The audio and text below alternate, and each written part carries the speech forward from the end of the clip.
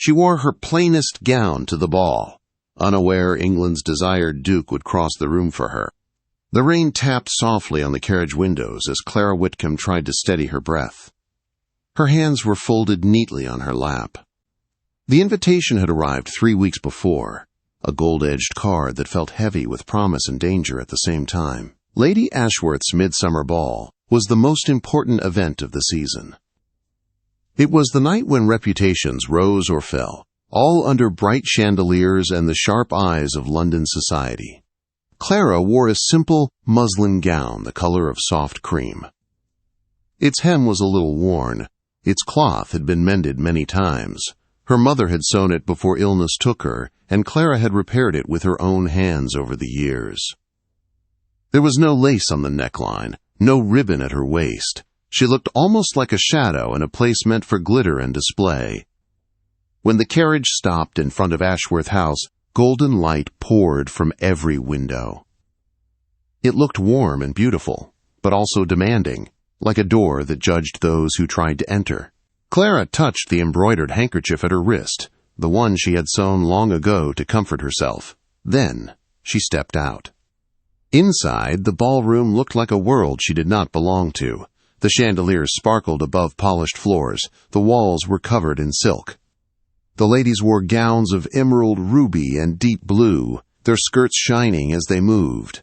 The orchestra played a fast waltz that needed perfect training and confidence. Clara walked quietly toward the edge of the room, the place where unnoticed people stood. A cold voice cut through the air near her. "Good heavens! Is that Miss Whitcomb in a child's dress?" Lady Eugenia Rathmore stood close by, tall, pale, and proud. Her black silk gown was richer than anything Clara had ever touched. The widow's eyes swept over Clara with thin cruelty. How quaint! One might think she has come straight from a village chapel. Her companions laughed. It was not loud laughter, but the kind that stings more because it is soft. Clara kept her voice steady. "Lady Eugenia, your gown is quite striking. The color suits a woman of your place." It was simple, respectful, and firm. Lady Eugenia's smile tightened. She had expected Clara to break. As the night went on, Clara watched the dancers. She watched the mothers planning their daughters' futures. She watched young men choosing partners as though they were choosing property. She stood quiet, unnoticed, but she knew she was not weak. She had learned that silence could hold its own strength. Then the Duke arrived. Adrian Hartley, Duke of Meevale, stepped into the ballroom with calm control. He wore a gray coat and a white cravat tied with perfect precision. His eyes were cool and steady, the kind of eyes that saw more than they showed. The room shifted when he entered. People straightened their backs. Mothers pushed daughters forward with hope. The orchestra seemed to play brighter. Clara watched him without expectation. She only saw a man who carried a heavy life with grace. He did not dance. He spoke to lords and earl. He moved with the calm of someone used to being watched. Clara stayed in her corner. She had accepted invisibility long ago. It was safer than pretending she belonged. Then a familiar voice reached her. "Miss Whitcomb, your gown is lovely in its simplicity." Martha Ellingford, the house's head governess, stood beside her. Martha had known Clara's mother. She understood what real dignity looked like. Her kindness steadied Clara like a warm hand on a cold day. When the clock struck midnight, the final waltz was announced. It was the most important dance of the night. Gentlemen moved quickly toward the partners they wished to claim. Clara watched with quiet acceptance. This part of the evening never included her. Then a shadow fell before her. Clara looked up. Adrian Hartley stood only a few feet away. His gray eyes were fixed on her, not with pity, but with a focus that seemed almost urgent. "Miss Whitcomb," he said, "I find myself without a partner for the final waltz. Would you grant me the honor?" The entire ballroom felt the moment. People paused. Fans froze in mid-air. Even the music seemed to wait. Clara felt her heart rise into her throat. She knew this was no simple invitation. The most desired duke in England had crossed a crowded ballroom to stand before a woman in a plain muslin gown. Lady Eugenia went pale. Clara placed her hand in his. His touch was steady and warm. He led her to the center of the floor, and the orchestra began the waltz again, slower this time, almost graceful enough to bless the moment. "Your plainness," the Duke said softly as they moved, "is not a flaw. It is an honesty beauty often covers." Clara felt her heart tremble like a small bird learning the sky was open. She had no words. She only felt something inside her shift, something she had protected all her life. A duke had seen her. Not her gown, not her status. Her. And for the first time, she wondered if her life might change. The morning after the ball felt strangely bright, as if London itself had softened for one day. Clara sat in the small sitting room of her father's modest home in Bloomsbury. Her embroidery lay untouched in her lap. Her thoughts kept drifting back to the waltz, to the Duke's steady hand, and the quiet strength in his voice. She told herself it meant nothing. A single dance could not change a life. Yet her heart refused to settle. Then the letter arrived. Her father brought it in with shaking hands. The handwriting was neat and strong. Clara recognized it at once. "Miss Whitcomb, I find myself wishing for further acquaintance. With your permission, I would call upon your home this Thursday at 3. I believe there is a matter of importance that we must discuss. Yours in earnest regard, Adrian Hartley." 3 days. 3 days to wonder why a man like him would write to a woman like her. Clara tried to be calm. She told herself the visit must be only a polite gesture. Maybe he wished to offer some explanation for the scene he had caused. Maybe he did not want rumors to spread. Maybe he felt obligated. But her hands shook as she prepared for the visit. She chose a lavender dress that had belonged to her mother, one she wore when she wished to feel something close to hope. The Duke arrived at exactly 3. He stepped inside the small drawing room with quiet confidence, yet something in his eyes looked almost unsure. He bowed to her father. "Professor Whitcomb, thank you for allowing my visit. I wish to speak with your daughter regarding a matter that concerns her well-being and my own peace of mind." Her father looked troubled, but also strangely hopeful. He left them alone. Clara and the Duke stood facing each other in the gentle afternoon light. The room was small and simple, yet he did not seem out of place. Instead, he looked as if he accepted the space fully, as if grand rooms and fine halls meant little compared to this moment. "I owe you an explanation," Adrian said. "My choice at the ball was not a sudden impulse. I did not ask you to dance because the room expected it. I did so because I could not stay silent any longer." Clara felt her breath catch. "Your Grace, you only just met me." He shook his head gently. "No, Miss Whitcomb, I have noticed you before." He told her that he had seen her at 3 different gatherings. At a musical, where she listened with real emotion rather than show. At a garden party, where she spoke kindly to a servant's children. At a public lecture, where she asked a thoughtful question that revealed her intelligence. In those moments, he said, he had understood something important about her. She did not try to impress anyone. She did not hide behind empty manners. She simply lived with truth. In a world that asks women to be decoration, he said, you chose to be substance. Clara felt something warm grow inside her chest, something she had buried long ago. "Your Grace," she whispered, "you speak as if I needed defense." "You never needed defense," he said, stepping closer. "You simply deserve to be seen." Weeks followed, each one filled with long conversations, thoughtful walks, and quiet understanding. Adrian visited often.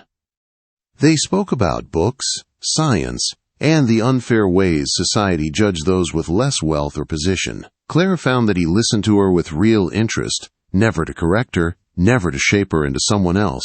One afternoon, while walking through the British Museum, he stopped in front of a statue of Athena. "Do you ever feel," he asked, "like the world has forced you into a role, and you must perform it every day instead of living your true self?"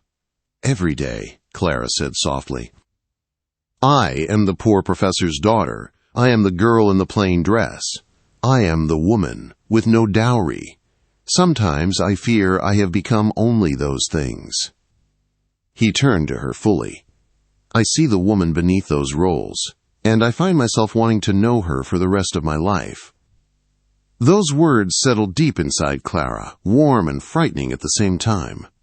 But London society was not blind.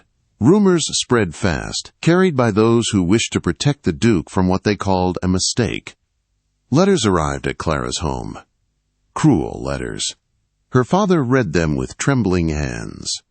The Dagger Duchess, Adrian's aunt, used her influence to warn him. She believed Clara had trapped him, that her plainness was a trick to win sympathy. The morning her father told her, Clara felt something inside her crack. She had always known society judged her, but she had not expected it to turn her kindness into something ugly. That evening, the Duke arrived at her door without warning. His eyes held anger, not at her but at the lies being told. "I know what they say," he told her. "I have heard every accusation, that you seek my rank, that your simplicity is a disguise, that you are dangerous, because you cannot be controlled." Clara whispered, "And do you believe any of it?" He stepped closer until she could hear the tremble in his breath. "Clara, I wish to marry you, not because you are convenient, not because you elevate me, but because you have shown me who I want to be. You have taught me the value of honesty in a world drowning in display." Her heart felt too full, too bright, too afraid. "Your aunt will never allow it." "My aunt does not rule my life," he said. "And if giving up property or title is the price of loving you, then I surrender them gladly." Clara's breath caught as if the world had tilted toward something new and impossible. "Will you marry me, Clara Whitcomb? Will you walk beside me not as a decoration but as the woman who changed my heart?" The answer rose from somewhere deep within her. Yes. The world was about to change. The news of their engagement spread through London faster than wildfire in dry grass. Some whispered with shock, others with disapproval, and a few with quiet admiration. A duke marrying the poor professor's daughter was not the story society wanted, yet it was the story unfolding before their eyes. The Dagger Duchess refused to see Adrian. She believed Clara had pulled him into a scandal. She said Clara carried no fortune, no family power, no reason a man of rank should choose her. Many invitations to the wedding were returned with polite excuses. Some families who had once hoped the Duke might notice their daughters now wished to avoid anything connected to his decision. But there were also those who stood with Clara.